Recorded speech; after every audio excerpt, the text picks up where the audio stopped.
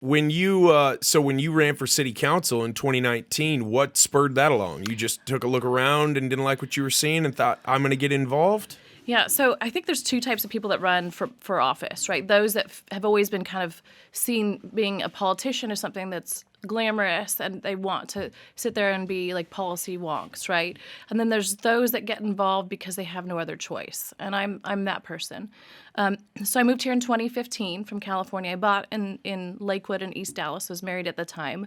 In 2017, in the height of the Ferguson movement, Mayor Rawlings created a Confederate task force committee assessing anything that had ties to the Confederacy. Some of our streets in East Dallas were on that list to be renamed. I had an 18-month-old at that time. I was 8 months pregnant. I took an approach that let's just take a step back. Let's look at the costs to taxpayers. You know, this was Gaston Avenue. Baylor Hospital sat on Gaston. There's a lot of multifamily small businesses, and let's look at the impact, not just to change the street names, but the impact of those living along these corridors. And I garnered over 3,000 signatures on my own. I marched down to the task force committee with my 18-month-old, 8 months pregnant, and I was successful in blocking the task force from renaming these streets. I think I ultimately saved the taxpayers around $500,000. So that was kind of my first moment where I was like, I shouldn't have to. I shouldn't have to take up this fight. I'm pregnant. I'm a stay-at-home mom. I have kids.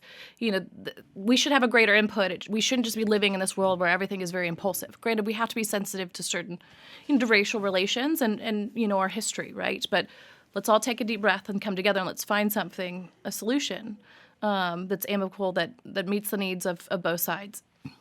And then in 2018, TxDOT, the Texas Department of Transportation, tried to basically realign a state highway onto the same street that we just mentioned, Gaston Avenue.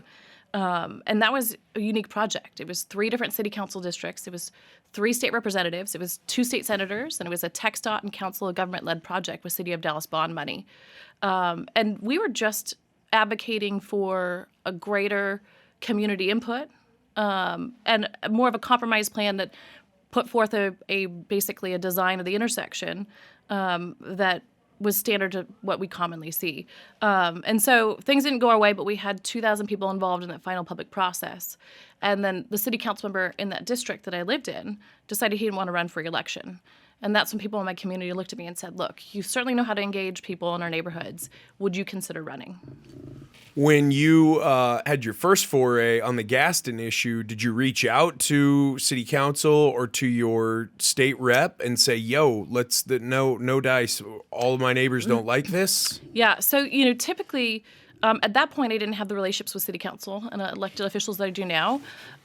It's much easier to go to elected officials and to advocate for change or for things to stay the same if you have a lot of neighbors and support. So my first moment at that point, when the initial name change was under question, creating a change.org survey or petition, if you will, and circulating that, walking in and having 2,500 people in support of what you're advocating for is a much bigger seat at the table, even if it's just you, right? So I walk in then armed with my neighbors in writing, supporting what I'm trying to do.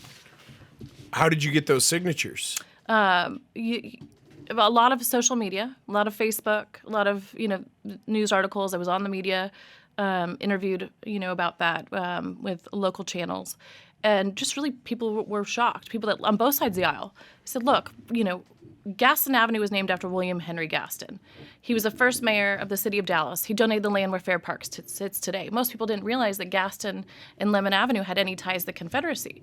People are like, this is our history. This is a history that isn't really significant in terms of, have any ties to the racial divide that we still see.